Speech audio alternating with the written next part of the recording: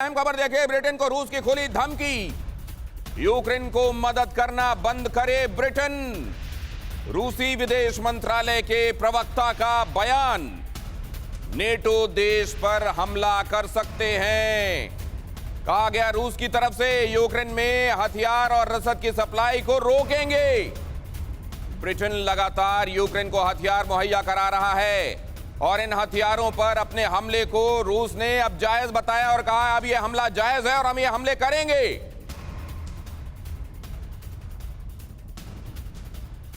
अब सवाल यह है सर कि ये एक तरीके से अब इसको जो ये कहा जा रहा है कि प्रॉक्सी है, ये सीधे सीधे अमेरिका और रूस के बीच में, इसमें कहां कोई दो राय है सर? अब नहीं, इसमें शुरू से ही कोई दो राय नहीं थी। शुरू से ही अमेरिका ने, जो बाइडेन ने ज़ेलेंस्की को चढ़ाया कि सूली पर चढ़ो, मैं तुम्हारी मदद पीछे से करूंगा।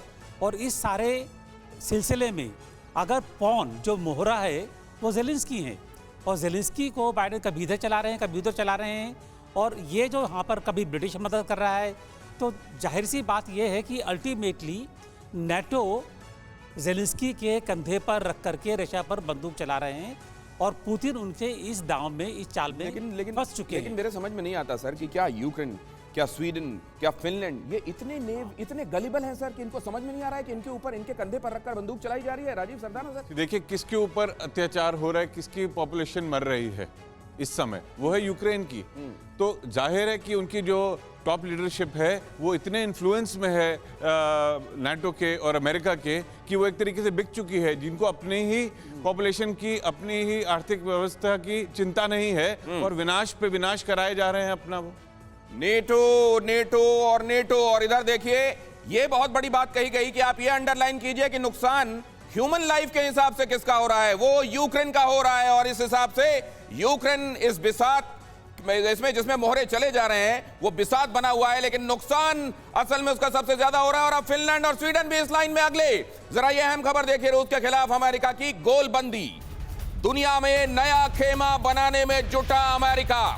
अमेरिका ने जर्मनी के एयरफोर्स बेस पर मीटिंग की। मीटिंग में 14 नॉन नेटो मुल्क भी इनवाइट किए गए और चीन और रूस के खिलाफ वैश्विक नजरिया बनाने, तैयारी करने में जुटा हुआ है अमेरिका। एम्बेसडर गोयल कह रहे हैं नेटो के बारे में मुझे कुछ और हाईलाइट करना है, मैं उसके लिए आपके पास आऊंगा सर। लेकिन यहां पर ये जो बैठक आहूत की गई कल, इसमें ये अमेरिका ने बैठक आहूत की, इसमें नेटो मेंबर्स भी थे। जर्मनी में बैठक की गई, वेस्टर्न हिस्सा जो जर्मनी का है वहां रैमस्टीन में ये बैठक आहूत की गई और साथ में बुलाए गए 14 नॉन नेटो कंट्रीज भी। अब ये नॉन नेटो कंट्रीज जो आए हैं उनका यहां पर आना समझना बहुत इंपॉर्टेंट, कौन कौन बुलाए गए थे, क्यों बुलाए गए थे और इससे क्या पॉइंट प्रूव करने की कोशिश की जा रही है।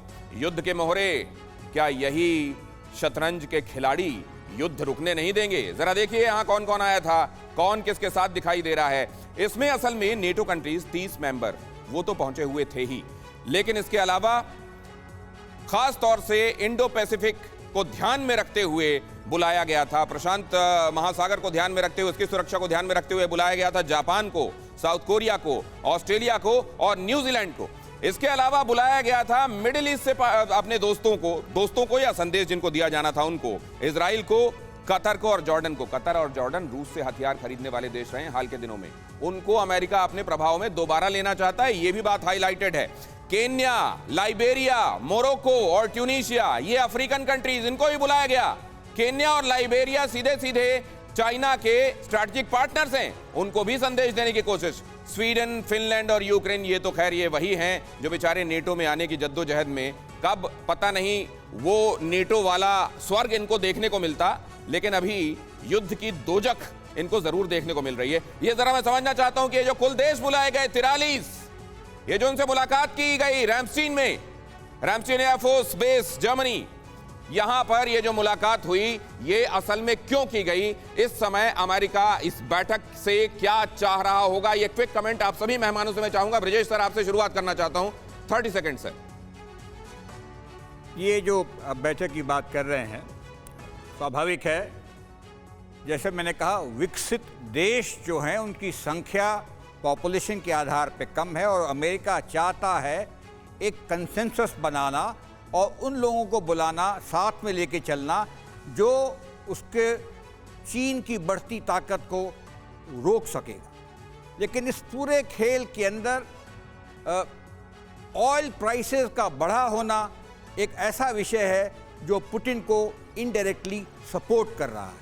ये एक दूसरी और बात लिंक है, मोहम्मद बिन साद सऊदी अरेबिया के जो क्राउन प्रिंस हैं, ईरान और तीसरा वेनेजुएला, तीनों तेल पदार्थ के सबसे बड़े उत्पादक हैं। राइट। और ये अमेरिका के बाइडेन के साथ में इनके रिश्ते ठीक नहीं हैं जी। या उनसे बातचीत नहीं हो रही है। ठीक तो इस है। पूरे गुत्थे की चाबी वही है, अगर ऑयल प्राइसेस घट जाता है जी, तो देखेंगे कि रशिया की जो बलून है हाँ। वो थोड़ी फीकी पड़ जाएगी और अगर- तभी होगा जब ये बातचीत कर पाएंगे अमेरिका। और मुझे अंदेशा है। ठीक है ब्रजेश सर, आपकी इस बात में एक बात और मैं जोड़ देता हूं कि आज ही पोलैंड की तरफ से और बुल्गारिया की तरफ से यह कहा गया कि ब्लैकमेल किया जा रहा है हमारी तरफ जो गैस है उसको रोक कर, क्योंकि रूस ने कहा था कि हमको रूबल में पेमेंट किया जाए। ये जो आप कह रहे हैं हथियार के अलावा जो दूसरा महत्वपूर्ण एंगल है जिसके लिए पूरी शतरंज खेली जा रही है वो है तेल, ईंधन। फिक्र आपकी, सोमवार से शुक्रवार रात 9 बजे सिर्फ TV9 भारतवर्ष पर।